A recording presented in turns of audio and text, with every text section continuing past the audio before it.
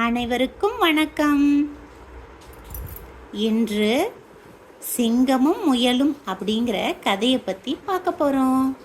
வாங்க கதைக்குள்ளே போகலாம். ஒரு அடர்ந்த காட்டில் கர்வம் கொண்ட சிங்கம் ஒன்று வாழ்ந்து வந்தது. தான் இந்த காட்டிற்கே ராஜா என்ற கர்வத்துடன் அந்த சிங்கம் காட்டில் வாழ்ந்த அனைத்து மிருகங்களையும் வேட்டையாடி கொண்டிருந்தது. காட்டில் உள்ள மற்ற சிங்கங்கள் விலங்குகளை உணவுக்காக மட்டும் வேட்டையாடும். ஆனால் இந்த சிங்கம் பொழுதுபோக்கிற்காக வேட்டையாடியது. இதனால் காட்டில் வாழ்ந்த மற்ற மிருகங்கள் சிங்கத்தின் மீது கோபம் கொண்டன. ஒவ்வொரு நாளும் சிங்கம் பல மிருகங்களை வேட்டையாடியது. இதனை கண்ட மற்ற விலங்குகள் மிக்க பயத்துடன் அந்த காட்டில் வாழ்ந்து வந்தன. சிங்கம் இப்படியே பல மிருகங்களை ஒவ்வொரு நாளும் கொல்வதால் தாம் வெகு சீக்கிரமே இறந்து விடுவோம் என எண்ணி அவையெல்லாம் ஒன்று கூடி ஆலோசனை நடத்தியது. சிங்கத்தை எதிர்த்து அவைகளால் போராட முடியாது என்பது அவைகளுக்கும் நன்கு தெரியும். அதனால் அவை சிங்கத்திற்கு இரையாக தினம் ஒரு மிருகமாக போவதற்கு தீர்மானித்தன.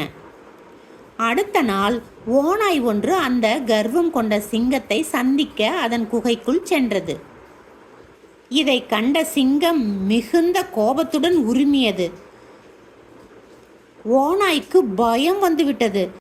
உனக்கு என்ன துணிச்சல் இருந்தால் என் குகைக்கு வந்திருப்பாய் என்றது. அதற்கு ஓநாய், எல்லா மிருகங்களும் தினம் ஒருவராக உங்கள் குகைக்கு இரையாக வருகின்றோம் என தெரிவித்தன. அதனால் சிங்கராசா, இரை தேடி அலைய தேவையில்லை. ஏன் இந்த முடிவு என்றது சிங்கம். தினம் எந்த மிருகம் உங்களால் வேட்டையாடப்படும் என்ற பயத்துடன் வாழ்வதை விட தினம் ஒருவராக உங்கள் குகைக்கு இரையாக வந்தால் மற்ற மிருகங்கள் பயமின்றி சிறிது காலம் வாழலாம் என்றது. அத்துடன் நீங்கள் பல மிருகங்களை ஒரே நாளில் கொன்றால் நாங்கள் எல்லோரும் சீக்கிரமே இறந்து விடுவோம். பின்பு உங்களுக்கு உணவு கிடைக்காமல் நீங்களும் சீக்கிரமே இறந்து விடுவீர்கள் என்றது. இதனை கேட்ட சிங்கத்திற்கு மகிழ்ச்சி பொங்கியது. மேலும் ஓநாயிடம், தவறாமல் தினமும் காலையில் ஒரு மிருகம் கண்டிப்பாக வர வேண்டும், இல்லையென்றால் அனைவரையும் வேட்டையாடி விடுவேன் என்றது சிங்கம். அன்றிலிருந்து தினம் ஒவ்வொரு மிருகம் சிங்கத்திற்கு இரையாக சென்றது. ஒரு நாள் ஒரு முயலின் முறை வந்தது. முயல் சிங்கத்தின் குகைக்கு சிறிது தாமதமாக சென்றது.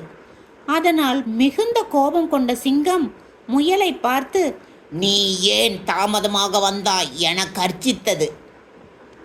அதனை கேட்ட முயலார் நடுக்கத்துடன், சிங்கராசா, நாம் வரும் வழியில் வேறொரு பெரிய சிங்கம் என்னை வேட்டையாட முயற்சி செய்தது. நான் பதுங்கி இருந்துவிட்டு இப்பதான் அதனிடமிருந்து தப்பித்து வருகிறேன் என்றது. என்னை விட பெரிய சிங்கம் இந்த காட்டில் இருக்கிறதா என்று கர்வத்துடன் கேட்டது சிங்கம். அதற்கு முயல், சிங்கராசா, வாருங்கள் காட்டுகின்றேன் என்று சிங்கத்தை அழைத்து சென்று ஒரு கிணற்றை காட்டி, இதற்குள் தான் அந்த பெரிய சிங்கம் இருக்கிறது என்றது முயல்.